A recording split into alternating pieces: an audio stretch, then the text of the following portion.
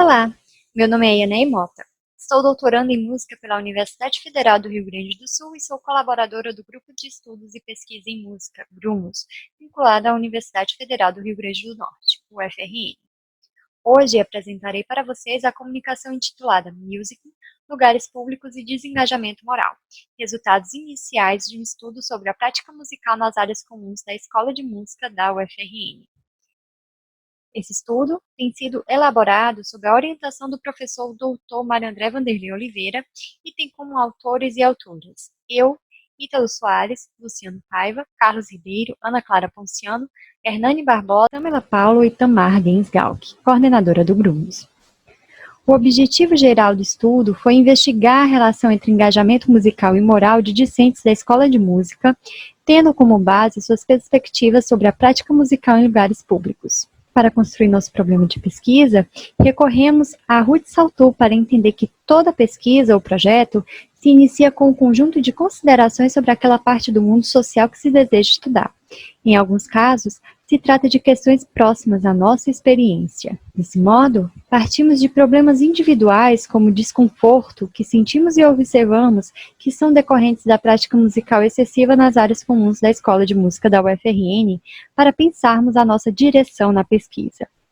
Ao externalizarmos nosso desconforto com outras pessoas da Escola de Música da UFRN, percebemos que não era só um problema nosso, mas um problema do campo empírico. O indicativo mais visível dessa sobrecarga é o excesso de som que estudantes de instrumento têm produzido nos corredores da escola, o qual tem sido motivo de desconforto na unidade acadêmica, como podemos observar no seguinte excerto de uma mensagem encaminhada à ouvidoria da escola. Abre aspas. Prezados, trabalho na escola de música, tenho consciência que nosso ambiente é musical. Sou grande apreciadora dos eventos da escola de música. Mas não somos obrigados a escutar o dia inteiro os alunos estudarem nos corredores ou nas portas do nosso ambiente de trabalho.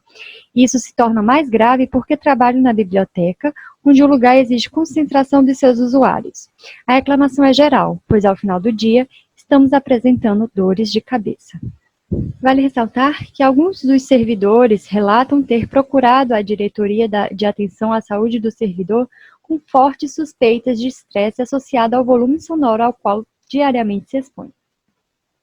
Nos anos de 2016 e 2017, foram abertos 2 processos administrativos que emitiram pareceres a partir de uma inspeção de segurança de trabalho e de uma avaliação de ruídos em salas de aula.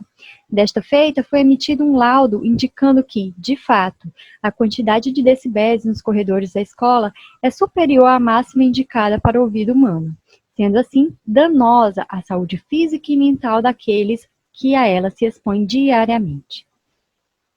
Para minimizar os desconfortos, vale lembrar que a diretoria da Escola de Música direcionou esforços para otimizar políticas e ações coerentes com esse cenário, como, por exemplo, a campanha lançada em 2014, Eu Respeito os Seus Ouvidos. Algumas pessoas da comunidade discente apoiaram a campanha, porém, a parcela da comunidade que não concordou com a campanha passou a defender a Escola de Música como um lugar imanentemente de produção sonora musical, portanto não passível de censura. Todavia, é patente que mesmo com esforços da administração, a infraestrutura da escola já não atende plenamente à totalidade de demandas hoje existentes em seu interior, conforme percebemos no estudo da área da arquitetura, da Moore e colaboradoras.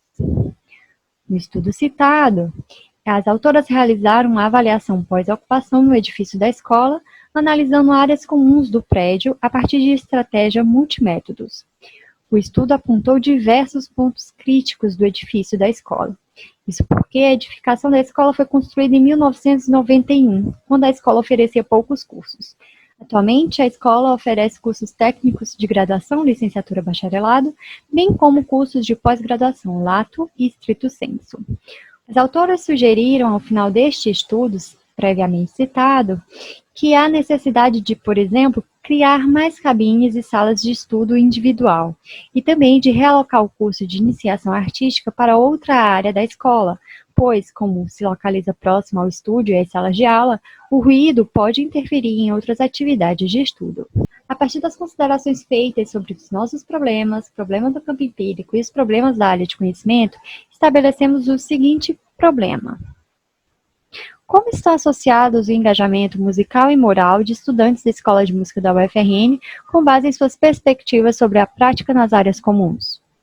O título desse texto, Music em Lugares Públicos e Desengajamento Moral, faz referência às proposições teóricas de 3 autores, Christopher Small, Erving Goffman e Albert Bandura. Music, para Small, seria qualquer atividade que envolve ou se relaciona com fazer musical, tal como tocar, ouvir, ensaiar, compor. Dessa forma, o conceito abrange qualquer engajamento musical identificável. A segunda expressão, de autoria de Goffman, lugares públicos, diz respeito aos ambientes em que há liberdade de acesso às pessoas de uma comunidade. Os lugares públicos proporcionam um encontro entre indivíduos que por vezes não se conhecem, mas que de algum modo compartilham determinadas regras de conduta e que servem para orientar os caminhos de uma possível interação social.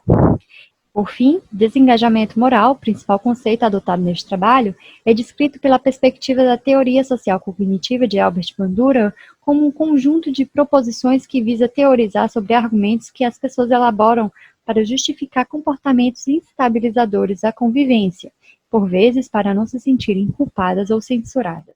O uso do termo desengajamento, inclusive, sugere que é possível que as pessoas se despreendam dos próprios padrões morais para agirem antissocialmente e sem autocondenação. Bandura indicou que o desengajamento moral pode se materializar a partir de 8 mecanismos. Justificativa moral ocorre quando o que é culpável pode se tornar uma conduta pessoal e socialmente aceitável. Comparação vantajosa ocorre quando condutas prejudiciais parecem ter uma consequência pequena se comparadas com atividades mais repreensíveis do que elas. Linguagem eufemística opera quando há uma suavização de atividades repreensivas para diminuir a gravidade da ação ou lhe conferir um status mais respeitável. Minimização das consequências opera quando as pessoas acreditam fazer o mal pelo bem, minimizando o mal que causam e evitando encará-lo. Desumanização opera quando se retiram das pessoas suas qualidades humanas ou quando se atribuem a elas qualidades não humanas. Atribuição de culpa acontece quando as pessoas se veem a si mesmas como vítimas sem culpas, pressionadas a agir de forma prejudicial por uma provocação forçada, ou então a ver as suas vítimas como culpadas e merecedoras de seu prejuízo. Deslocamento de responsabilidade acontece quando se recorre à ideia de que outras pessoas estão agindo na mesma intenção.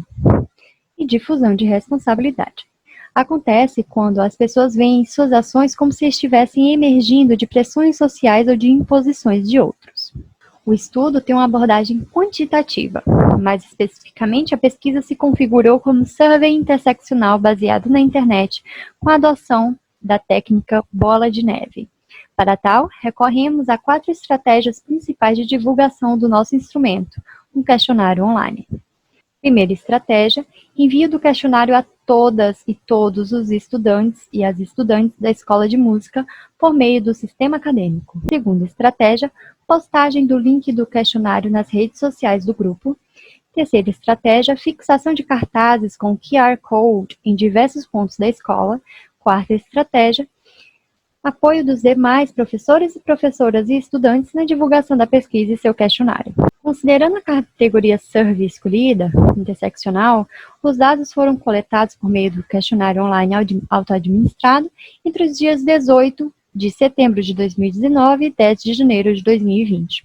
Cabe frisar que antes da aplicação, o questionário elaborado pelo Grumos foi testado e ajustado previamente em um estudo piloto realizado entre os dias 10 e 14 de setembro. Nessa comunicação serão apresentados dados obtidos por meio de estatística descritiva. Ao final da coleta de dados, foram contabilizados retornos de 162 respondentes.